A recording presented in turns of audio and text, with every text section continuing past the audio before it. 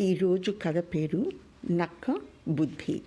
అనగనగా దేవగిరి పొలిమేరలో ఉండే అడవిలో పులి, నక్క, కుందేలు, కోతి స్నేహంగా ఉండేవి.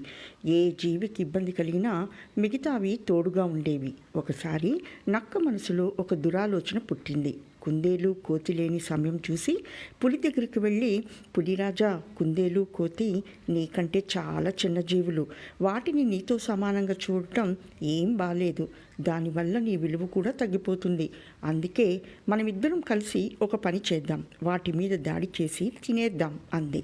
దాని మాటలు విన్న పులి మౌనంగా ఉండిపోయింది. అక్కడి నుంచి వెళ్ళిపోయి రాత్రంతా అదే విషయం గురించి ఆలోచించసాగింది.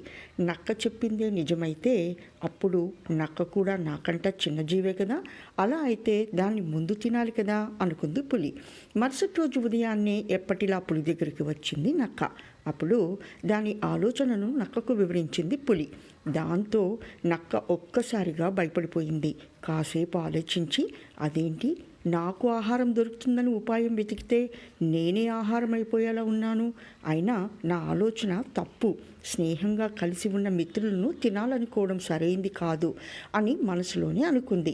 అప్పుడు పులి, స్నేహితుల మధ్య ఎవరు బలవంతులు, ఎవరు బలహీనులు, ఎక్కువ తక్కువలు అనే తేడాలు ఉండకూడదు. మనమంతా ఒకే చోట ఉండేవాళ్ళం. ఇలా చిన్న పెద్ద అంటూ భేదాలు చూపించుకోవడం సరికాదు అంది. దాని మాటలు విన్న నక్కకు తప్పు తెలిసొచ్చింది. వెంటనే వెళ్ళి కుందేలు, కోతికి క్షమాపణలు చెప్పింది.